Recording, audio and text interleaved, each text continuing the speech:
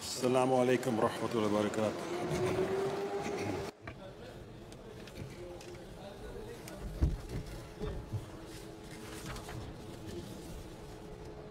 أشهد أن لا إله إلا الله وحده لا شريك له وأشهد أن محمدا عبده ورسوله أما بعد فأعوذ بالله من الشيطان الرجيم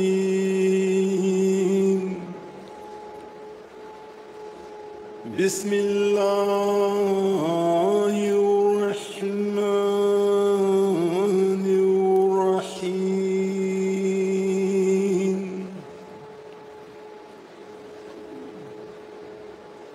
Respected Chairman, Cher Président, mes frères et sœurs,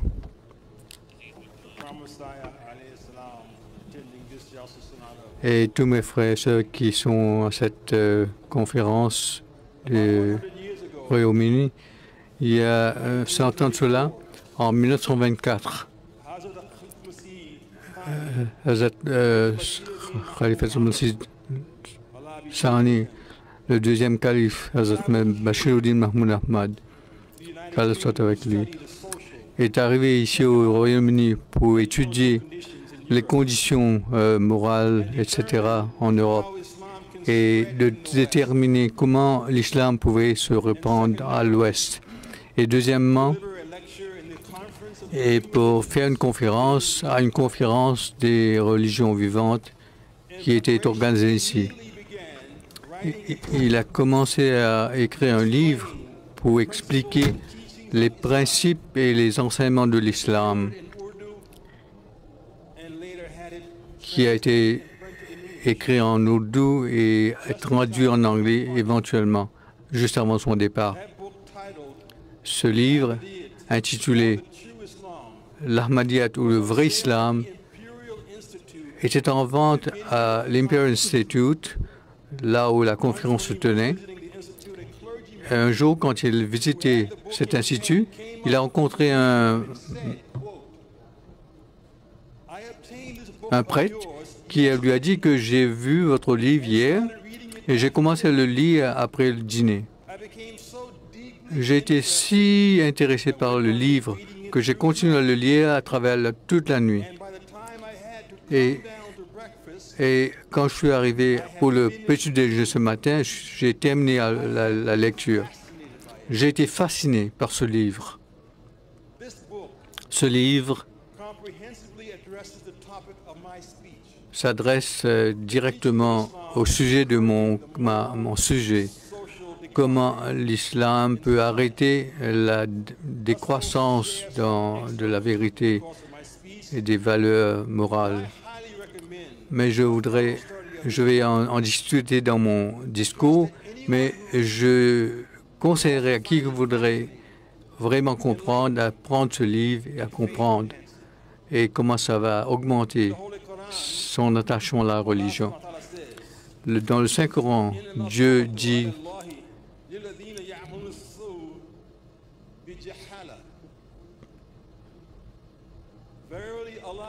certainement, Allah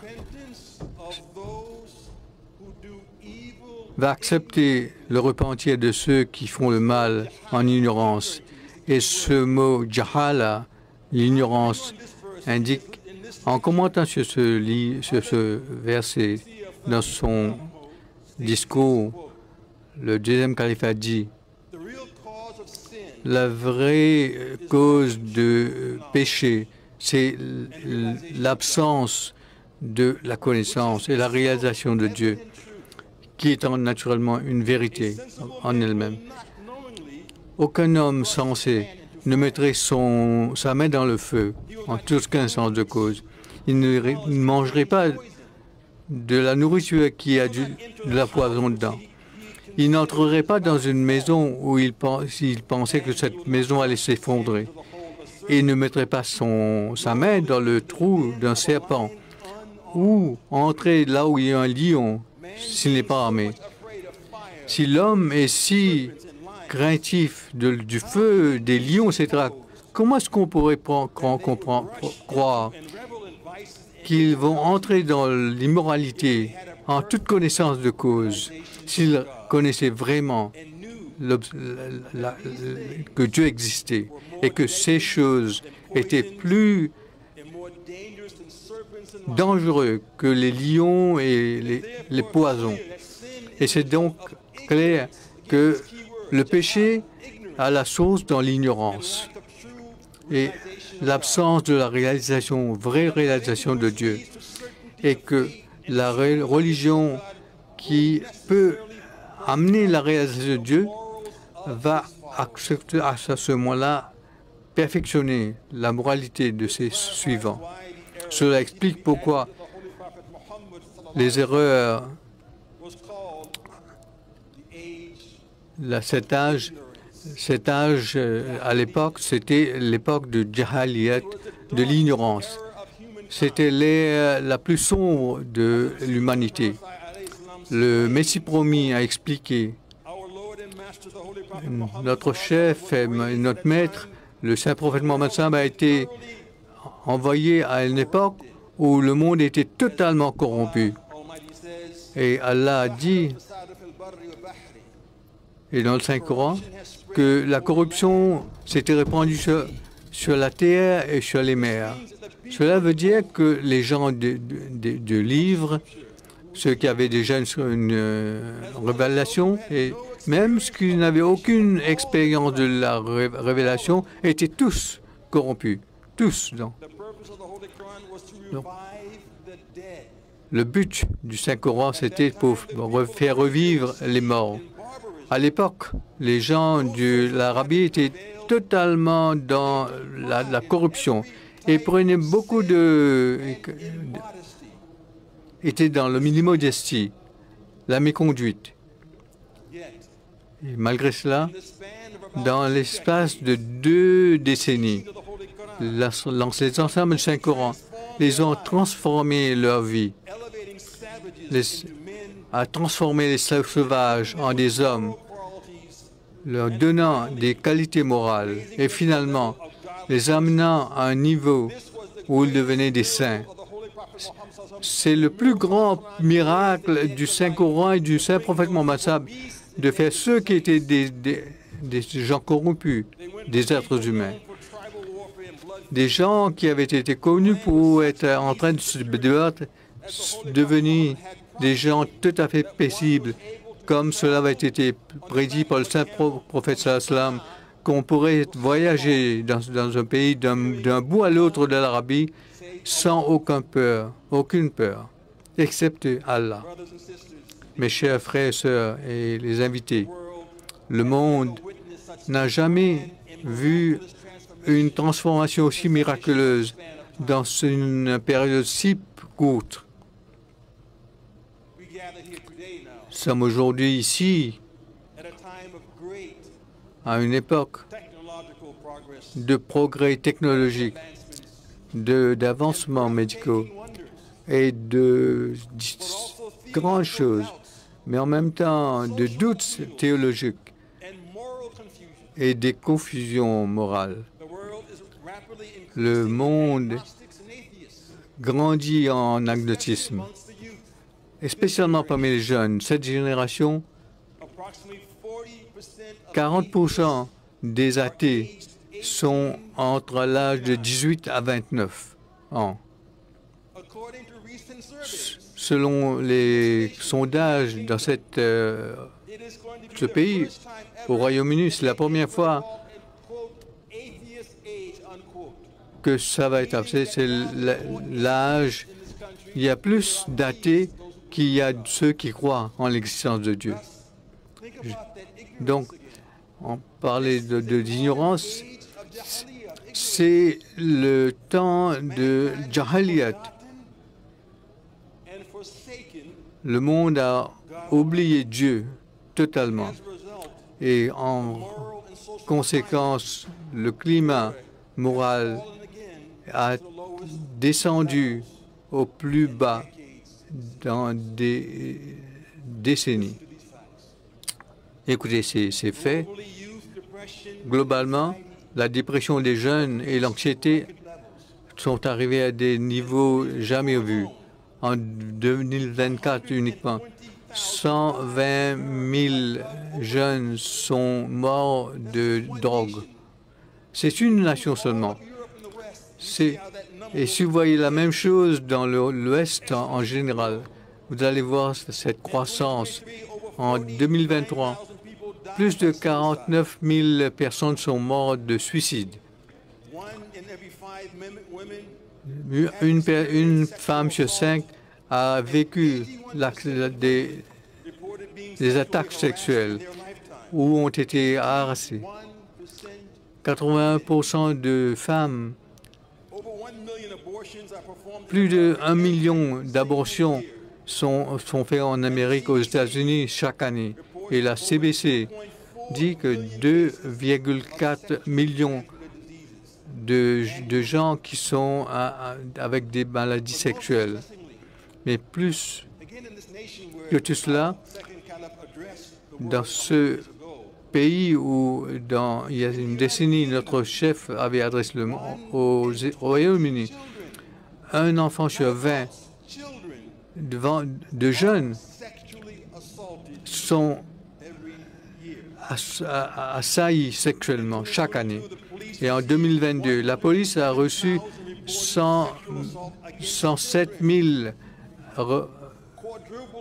appels pour des abus sexuels sur les enfants.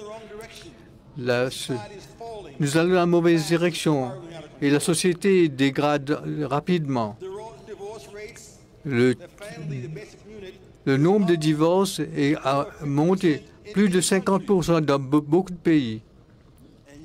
Et malgré tout cela, les gouvernements, seulement 60% des pays, dans les pays avancés ont confiance dans le gouvernement. Donc, il n'y a plus de contrat. Ils ne croient pas qu'il y a des gens qui s'occupent de leurs besoins. Alors qu'on dépense des milliards sur la guerre. Il y a des milliards qui sont dans des situations difficiles. Alors que ceux qui sont riches contrôlent 70% de la richesse du monde, mais ils ne l'utilisent pas pour aider l'humanité. Mes sœurs et frères, ceux qui sont invités, voilà les faits de la vie aujourd'hui. Dans les pays occidentaux, les plus civilisés dans le monde, qui se mettent devant comme ceux qui guident l'humanité. Mais s'ils suivent cela, imaginez ce qui va se passer. C'est pourquoi, à travers le monde, les gens continuent à protester dans des démonstrations, demandant des changements. Beaucoup de ces protestations, on les connaît.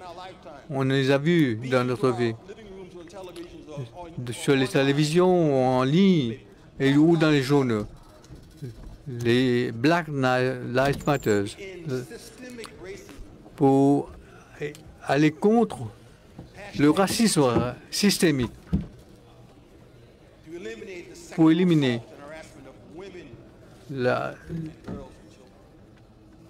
les attaques sur les filles et les femmes, et pour augmenter le niveau d'éducation. Et ils demandent que ce droit leur donné, de promouvoir le droit des jeunes filles et des femmes et avoir l'éducation. Laissons voir les exemples, ce que l'islam a fait pour éliminer et pour s'adresser à la vue de l'enseignement de l'islam. Ô humanité, nous avons créé d'une femme et d'un homme et nous avons fait en vous en tribus et sous-tribus pour que vous puissiez vous connaître l'un et l'autre, pour que vous connaissiez les uns les autres. Ce mot « ta'aruf » veut dire que cela, alors qu'on parle ta'aruf, les tarifs. Mais on ne peut pas dire, pour contrôler nous. Ils utilisent cela pour comprendre ce que les mondes.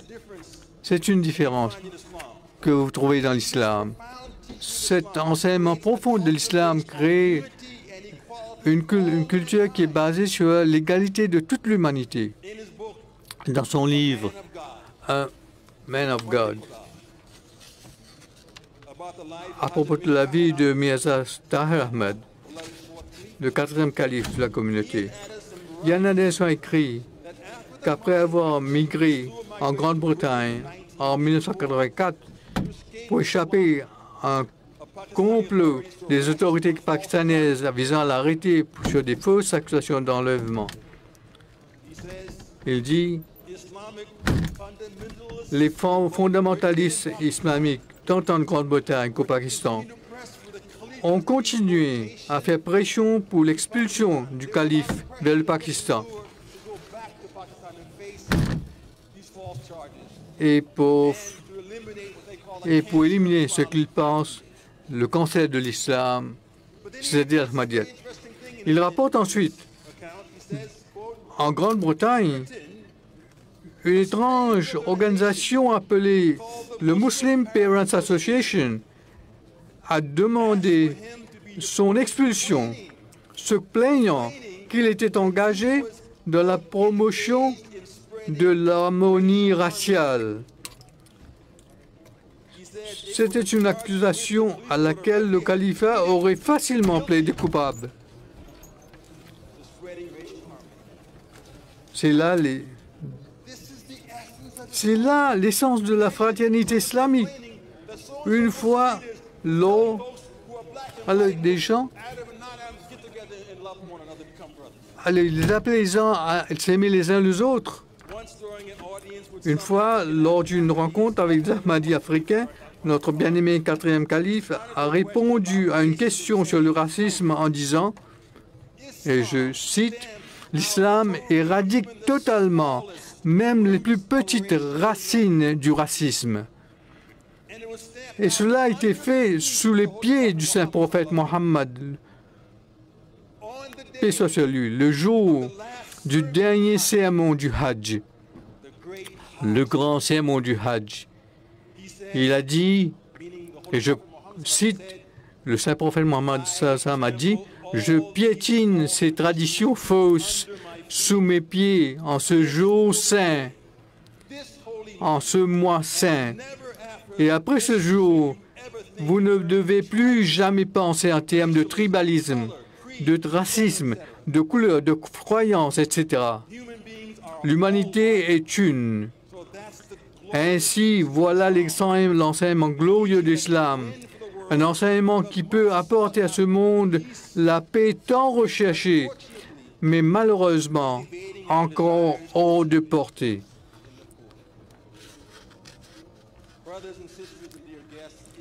Mes chers frères et sœurs, cette paix nous échappe encore aujourd'hui, alors que la mort de George Floyd est devenue un cri de ralliement pour le mouvement Black Lives Matter. 5 ans plus tard, en 2025, aucune loi fédérale n'a été adoptée pour prévenir de futures injustices de cette nature. C'est comme si toutes ces protestations n'avaient jamais eu lieu pour changer tout cela.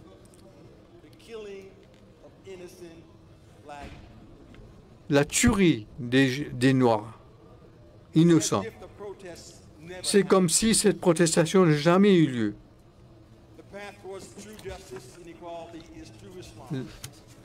Le chemin pour aller vers, c'est l'islam qui doit faire cela. Il faut venir à cette rencontre et voyez, au sud et au nord, arabes sont dans cette assemblée en justice. C'est l'islam vivant qui est là. Et nous sommes ceux qui montrent cela à ce monde aujourd'hui.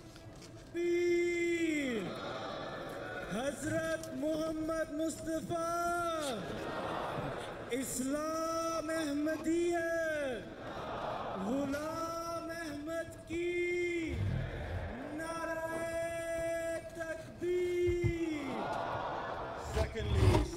Deuxièmement, concernant les hashtags MeToo,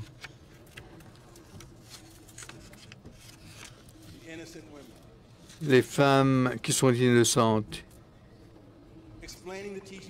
en expliquant les enseignements de prévenir les comportements sexuels inappropriés et les agressions. Hazrat deuxième calife dit, l'islam ne dit pas, comme d'autres religions disent, tu ne commettras pas l'adultère, car nous n'avons pas besoin qu'on nous rappelle que l'adultère est un péché, que c'est un péché. La question est comment est-ce qu'on peut éviter de tomber dans ce péché? L'islam nous dit que nous pouvons éviter de commettre ce péché en fermant les portes par lesquelles la tentation pourrait entrer, à savoir les portes de la vue, de l'ouïe et du toucher. Lorsqu'un homme regarde une belle personne ou écoute des récits élogieux sur sa beauté, lorsqu'il entend une voix charmante ou séduisante, ou touche un corps doux, lisse, et qu'il est satisfait de ce qu'il voit, entend ou touche, il est attiré vers cela. Cela peut mener à ce que le monde entier condamne comme un poison dangereux pour la société et les mœurs. Et je vais citer que en ne faisant pas ceci aujourd'hui, une femme sur 15, 85% de femmes sont abusées. Le Messie promis, paix soit sur lui, était un modèle d'excellence morale, même dans sa jeunesse. Les jeunes, il faut écouter ceci. Il faisait très attention à ne jamais jeter un seul regard sur une femme. Il est rapporté que, en entrant chez lui, pour éviter de regarder au dehors tout en fermant la porte et de croiser le regard d'une femme, dès qu'il entrait, il fermait la porte, les deux mains derrière son dos, puis se retournait pour mettre le loquet sur la porte. Il ne fermerait pas la porte en faisant face à la porte.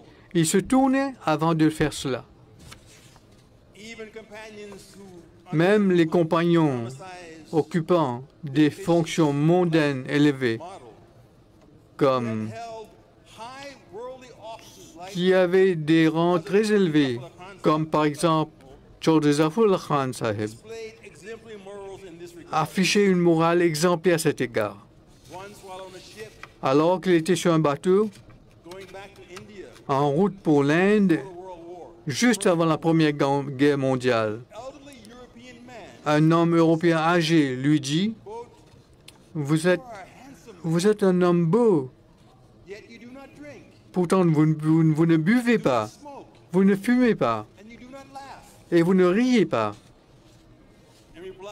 En réponse, Chaudhry Sahib a dit, « Monsieur, je reconnais que je ne bois pas, je ne fume pas, mais je ris tout le temps. » Une dame à proximité a entendu la conversation dit que ce l'homme voulait dire, qu'il ne fliattait pas. C'est-à-dire que vous ne draguez pas. Il lui demanda comment cet homme avait pu savoir cela. Elle répondit, « Je suis une femme et je peux le dire que vous ne fliattez pas. » La modestie était autrefois une norme respectée en Europe. En fait, le nom chasteté était l'un des plus courants pour les filles au Moyen Âge. Il y a environ 250 ans, Dans des villes comme Londres, il était considéré comme inapproprié, comme voire scandaleux, que les femmes portent du parfum en public. Tout cela a très rapidement changé. Sous la bannière de la prétendue liberté des femmes, l'Occident a lentement tourné le dos à la modestie.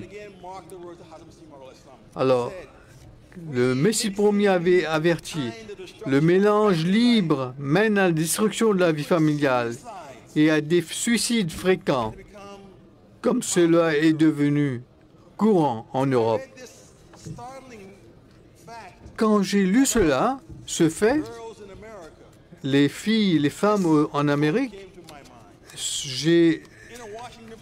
ainsi, le Washington Post a rapporté une crise qu'en 2023, qu'une fille de sur 3 en école secondaire avait considéré de se suicider. Une fille sur 3, 60%. 60% plus que dans une décennie. Pourquoi est-ce que ces filles voulaient se tuer? À cause de la culture de médias sociaux, de la haine en ligne, du doute de soi et des standards de beauté impossibles. Comme une fille l'a dit, les gens les regardent, les surveillent, peu importe ce qu'elles font. Il y a cette audience invisible qui juge leur mouvement, leur action, la façon dont elles sourient, dont elles mangent. Et les filles ont tendance à internaliser cette pression et à ne rien dire jusqu'à ce qu'il soit trop tard. Mais ce qui est plus important, c'est jusqu'à ce que c'est trop tard. Quand j'ai lu ce rapport, pourquoi est-ce qu'ils sont vraiment... Ils disent que 14% ont été forcés d'avoir des relations sexuelles par un homme ou un jeune. Et cela brise leur âme et les pousse à mettre fin à leur jour.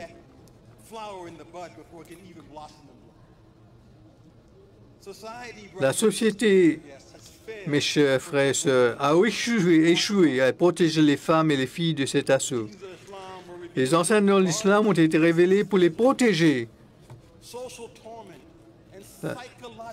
de ces tourments sociaux. Et finalement, il y a le droit des filles à l'éducation.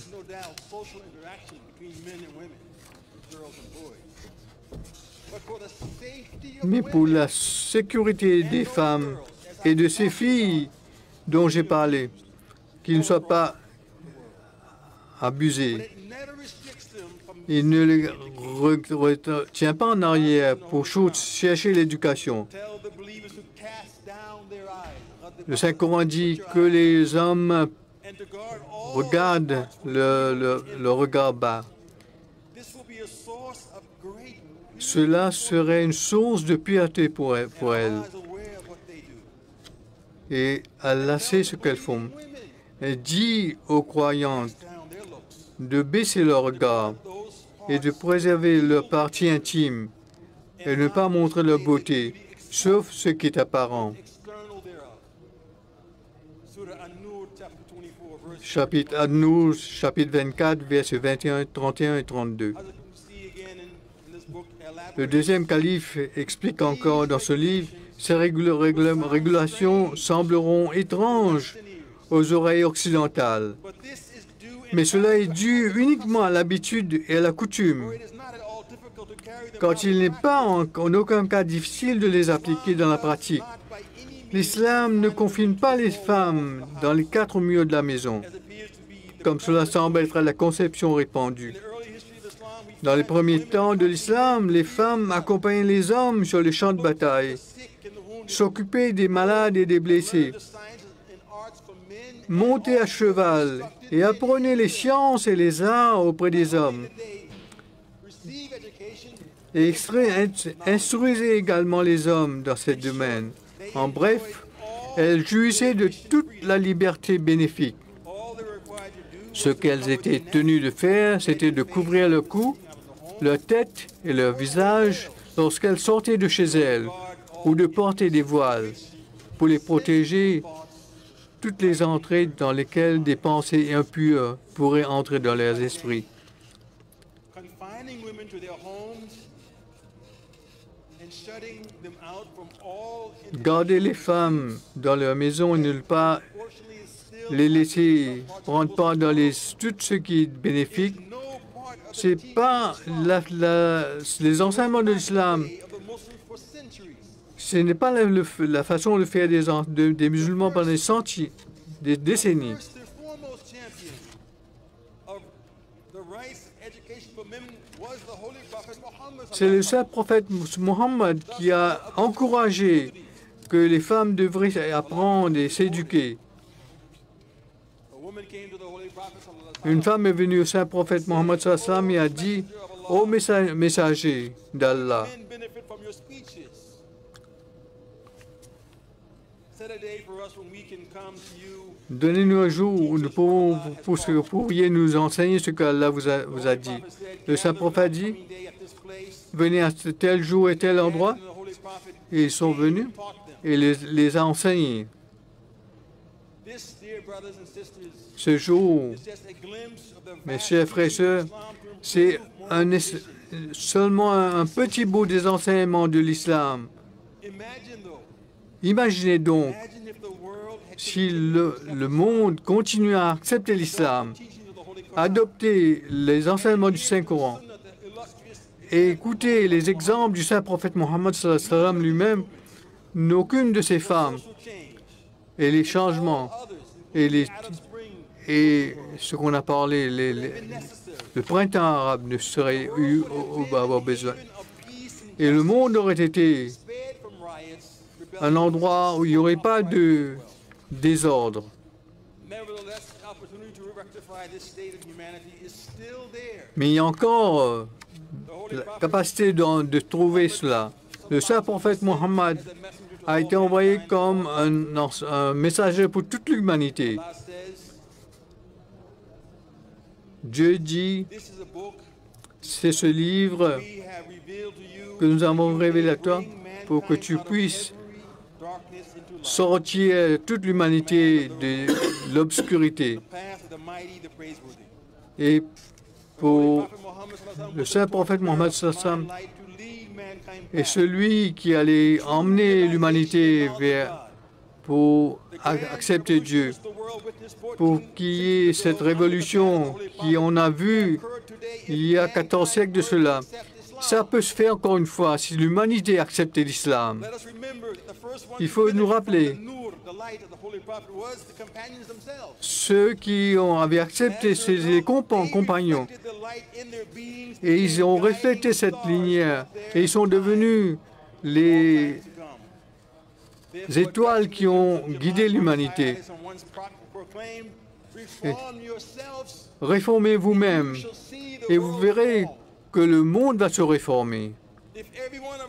Si chacun d'entre nous, si nous continuons à essayer de nous rapprocher d'Allah et de pouvoir refléter la lumière d'Allah et du saint prophète Mohammed et passer cela au reste de l'humanité pour qu'on puisse avoir cette réformation spirituelle à travers toute l'humanité. Et nous verrons cette révolution spirituelle, Inch'Allah. Je termine mon discours par les mêmes paroles émouvantes, le message intemporel de notre bien-aimé deuxième calife. Dans ce discours, il y a 100 ans de cela, il a dit, « Écoutez, hommes et femmes, nous avons été créés par Dieu pour que nous puissions absorber ses attributs en nous-mêmes et devenir des manifestations de sa gloire. Tant que nous n'atteindrons pas cet objectif, nous ne pouvons prétendre avoir réussi. Quelle valeur a notre progrès matériel? Ce n'est qu'un passe-temps.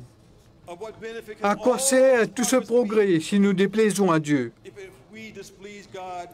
Et ainsi nous fermons sur nous-mêmes la porte du progrès spirituel éternel.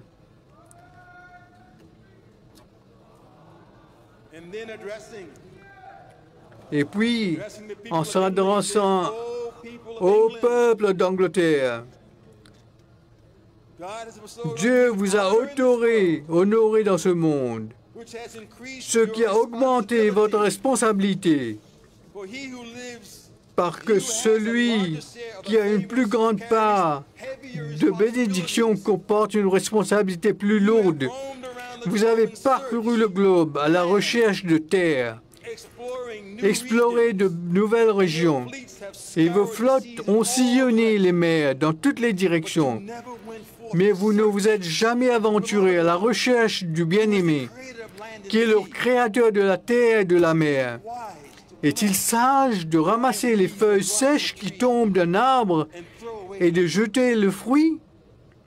the blessings of God are La bénédiction de Dieu sont God illimitées. of all lands and Il est all le Dieu de toutes les terres, de tous les peuples.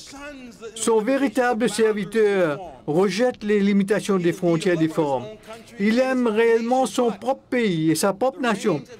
Mais la portée de sa sympathie va bien au-delà de son propre pays, de son propre peuple.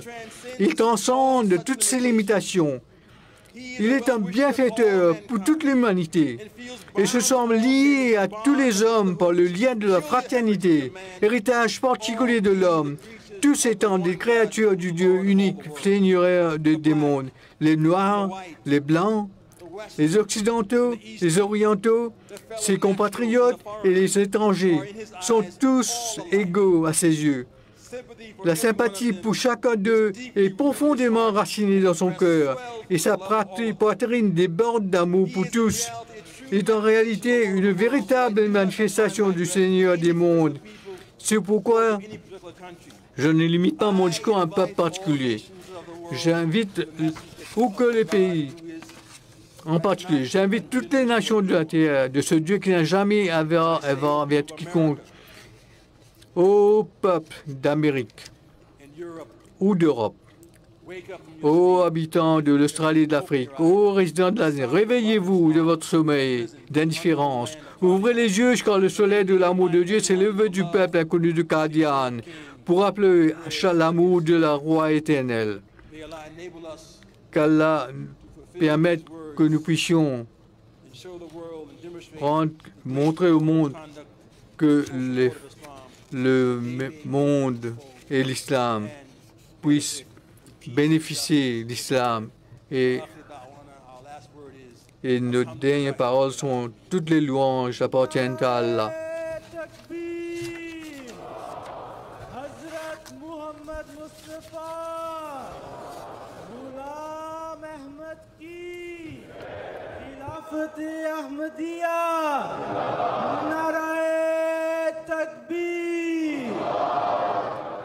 Jazakallah.